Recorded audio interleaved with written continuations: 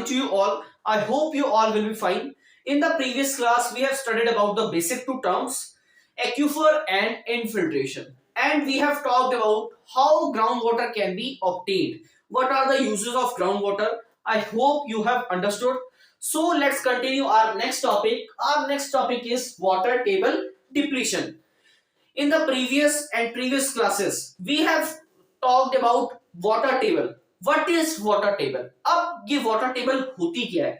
Water table मैंने आपको बताया था कि जो हमारा ग्राउंड वाटर होता है, ग्राउंड वाटर के अंदर जितना भी वाटर होता है, उस वाटर की सबसे अपर लिमिट को क्या बोलते हैं हम?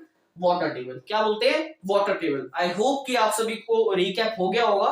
तो देखते हैं वाटर टेबल डिप्लीशन होता क्या है. The water table of a place may decrease if we keep on taking out more water than water what is getting replenished due to rainfall.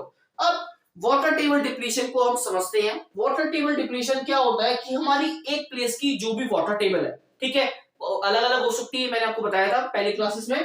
तो ये क्या डिक्रीज हो जाती है जब हम इसमें से क्या करते हैं, एक बकेट ले लो, एग्जांपल दे रहा हूं मैं आपको, एक बकेट ले लेते हैं, उसमें से क्या है, हम उसमें पानी भर रहे हैं और साथ के साथ निकाल भी रहे हैं.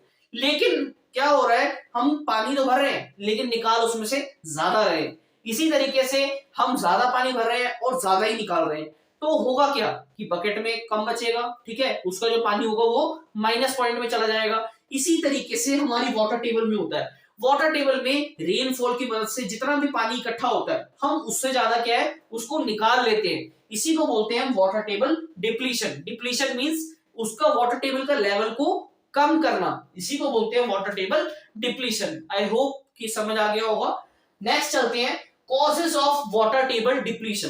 अब जो हमारी वाटर टेबल डिप्लीट हो रही है, ठीक है, कम हो रही है, उसके मेन कॉजेस क्या है, ठीक है, उसके मेन कारण क्या है. फर्स्ट बात करते हैं इंक्रीजिंग पॉपुलेशन. अब आप सभी को पता होगा कि जिस तरीके से हमारी पॉपुलेशन इंक्रीज होगी तो हमारी वाटर टेबल की डिमांड भी इंक्रीज होगी, हमारे को ज्यादा वाटर चाहिएगा. तो पढ़ते हैं as the population of a region increases the demand of fresh water also rises sharply. जिस तरीके से हमारी पॉपुलेशन बढ़ती है उसी तरीके से हमारी फ्रेश वाटर की डिमांड भी शार्पली राइज हो जाती है. Next point, also increasing population demands more space which leads to construction of more houses, shops, industries, buildings, roads. अब ज्यादा डिमांड होने की वजह से क्या होगा कि जो ज्यादा पॉपुलेशन की डिमांड होगी वो क्या है, ज्यादा स्पेस भी मांगेगी. स्पेस के लिए वो क्या करेगी, कंस्ट्रक्शन ऑफ मोर हाउसेस, ठीक है, शॉप्स, इंडस्ट्रीज, बिल्डिंग्स, रोड्स, इन सब चीजों को क्या करेगी, कंस्ट्रक्शन करने की वजह से क्या होगा, जो हमारे रोड्स वगैरह, ठीक है, जितने भी पार्क्स वगैरह है. नेक्स्ट पॉइंट अभी हमारे हैं, उसको पढ़ते हैं. सबसे पहले फिर मैं समझाता हूं. The number of places like parks, ground and forest decreases.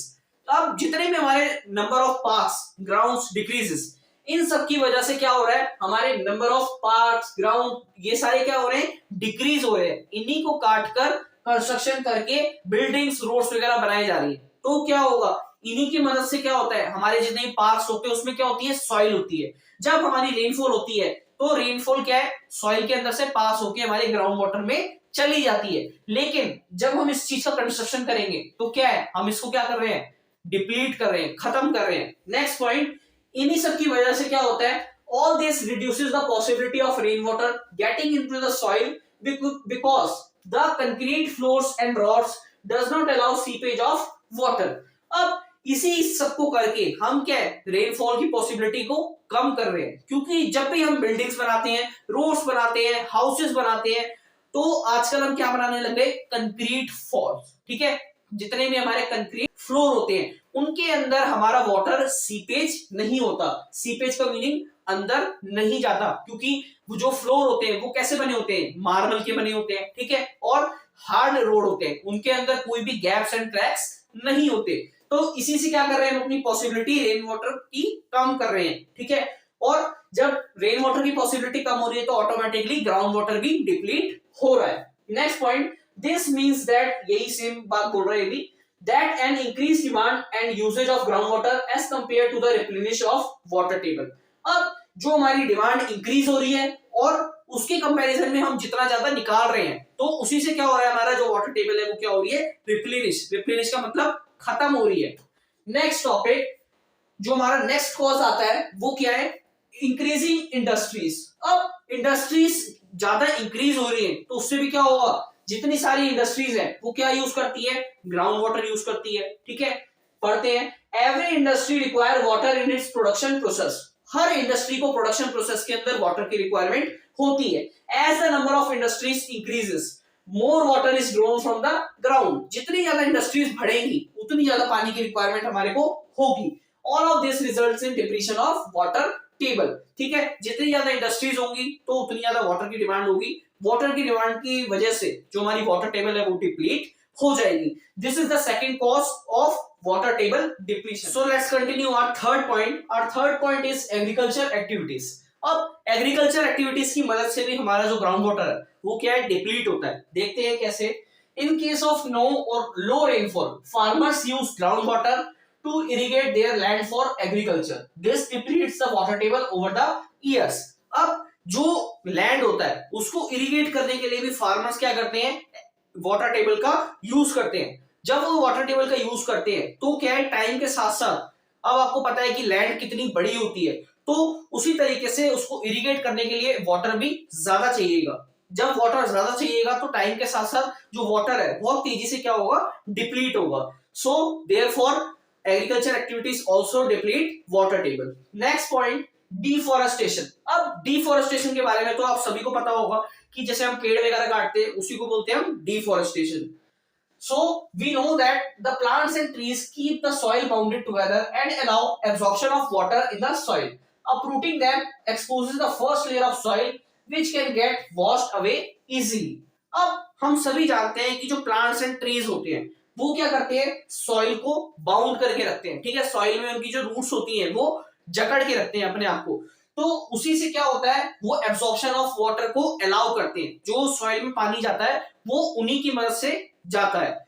जब हम क्या करेंगे, डिफोरेस्टेशन करते हैं, ट्रीज और रूट्स को काट देते हैं, तो क्या होता है, जो सॉइल की फर्स्ट लेयर होती है वो क्या है, वहीं पर उखड़ जाती है।